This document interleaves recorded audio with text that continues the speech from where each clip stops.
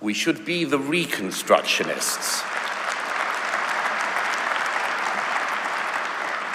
The deconstructionists knew something about how to take things apart, but like children with bicycles, had no idea how to put them back together.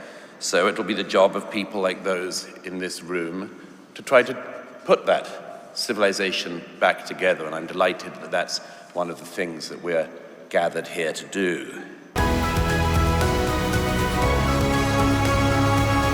Oh, hi, everybody. Ezra Levant here for Rebel News. Rebel News, of course, is a citizen journalism and activism organization based in Canada, but we are viewed around the world. In fact, here in the United Kingdom, where I'm standing today, we have a team. Sammy Woodhouse and her videographer, Shillets, have joined our team to cover interesting things in the UK.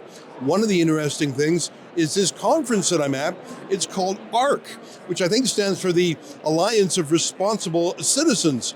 Jordan Peterson is one of the key proponents of it, and it's a thinkers conference, it's a doers conference.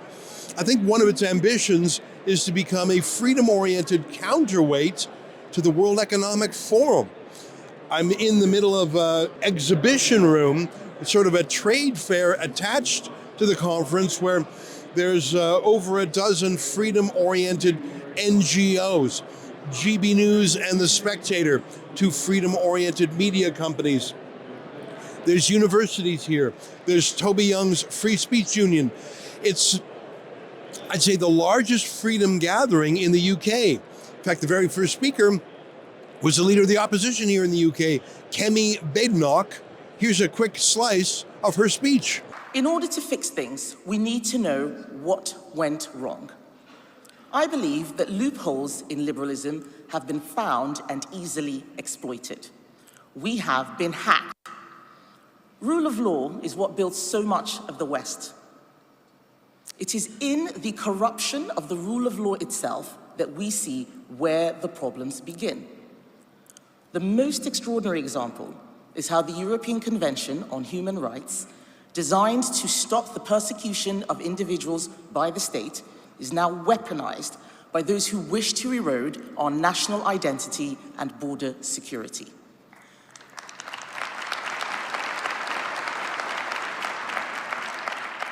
The current system is being exploited. The public are enraged at the perception that the UK has become a haven for foreign criminals. One case involved a man who was allowed to stay. It was claimed that his son disliked foreign chicken nuggets. In another, a drug dealer reportedly avoids deportation because of his daughter's gender identity issues. Well, we were members of this convention for half a century without this madness. What's changed? It's not the values, it's the people. They are afraid of creating any kind of conflict. They use the most novel and expansive interpretations of human rights law to avoid it. And we see that lack of confidence now in everything from law and order to national defense. A fear of sticking up for young girls being abused by rape gangs over so many decades so as not to upset community relations.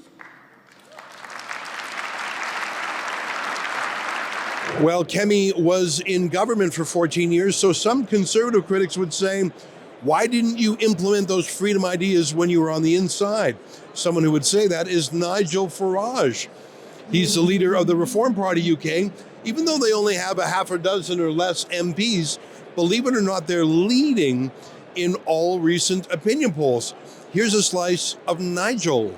Most effective way of enriching the absolutely poor and likely of serving long-term environmental needs is to make people wealthy so they can afford to care about the future, especially in the developing world. And so I'm kind of wondering, you have an opportunity now, because the right is split in the UK, to really hash things out on the conservative side. And this sort of thing happened a bit in Canada. And that means that it's possible now for conservatives to push the envelope. And I'm really curious about your view on, it isn't exactly even on net zero, which I think is an appalling policy, to get that right out on the table. But more than that, it's like, how appalling is it?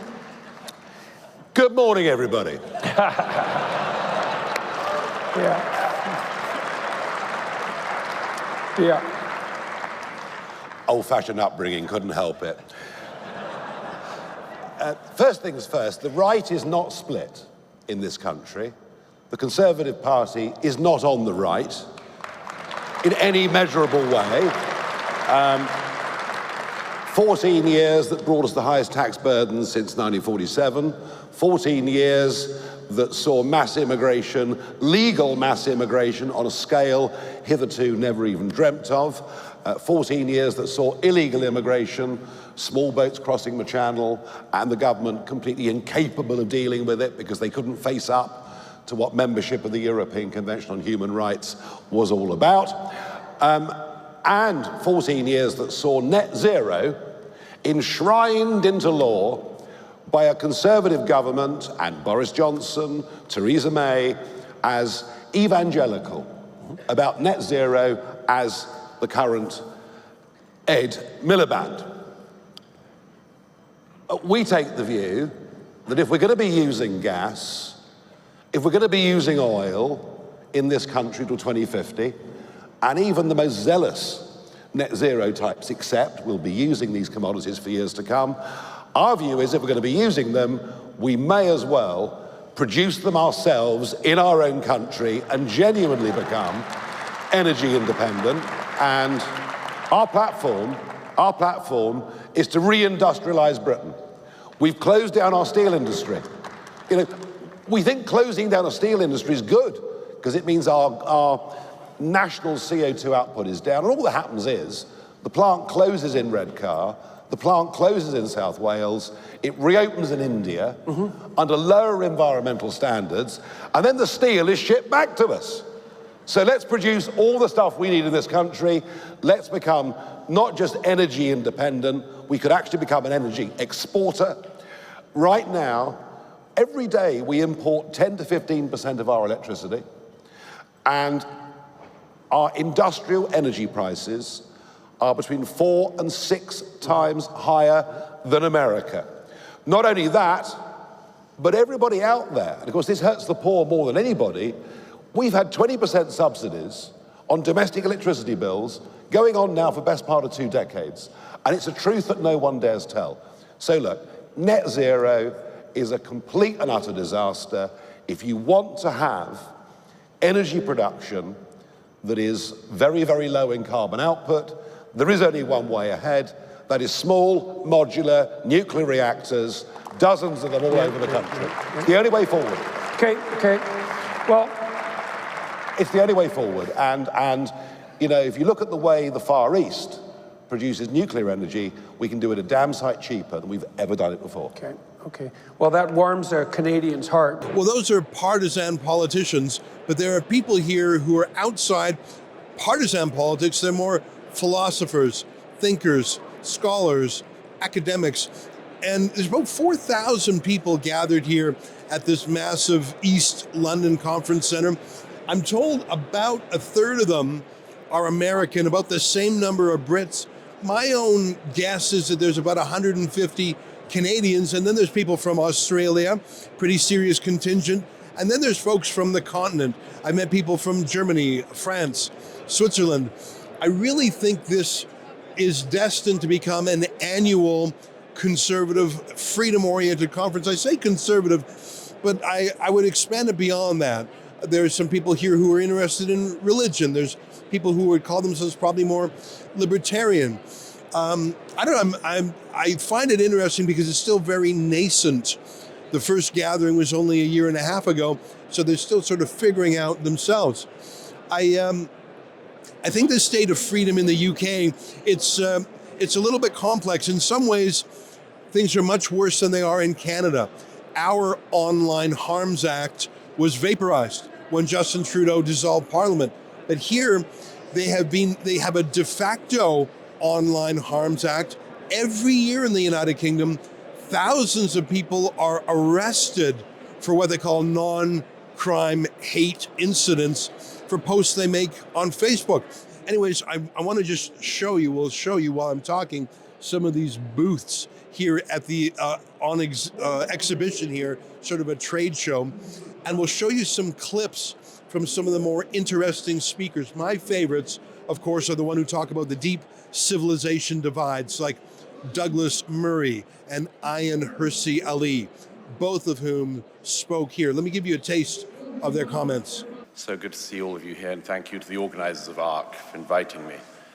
Perhaps I could just start by saying that I think that the challenge that Philippa and the organizers of this conference have laid out is much bigger even than we speakers have been told. It's a sort of challenge upon a challenge to be invited to be optimistic about the future from the wastelands of East London. And I'd like to tell all foreign visitors to this conference that if you go just a few miles from this conference center, you'll find a most charming and historical city with many landmarks worth seeing.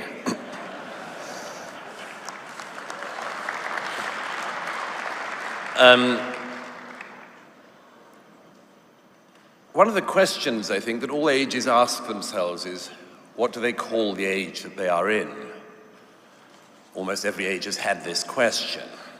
Most recently, the age of modernism asked what comes after modernism, and the rather unoriginal idea was postmodernism. Postmodernism, of course, included its offspring of deconstructionism, and nothing came from that. But I would like to suggest a name for the age that we should be in, and the age that this conference can help bring in, the age of reconstruction. We should be the reconstructionists. The deconstructionists knew something about how to take things apart, but like children with bicycles, had no idea how to put them back together. So it'll be the job of people like those in this room to try to put that civilization back together, and I'm delighted that that's one of the things that we're gathered here to do. The belief that all humans are created in God's image, Genesis 1:27, underpins ideas of equal worth, human rights, and dignity for all individuals, including the poor and the neglected.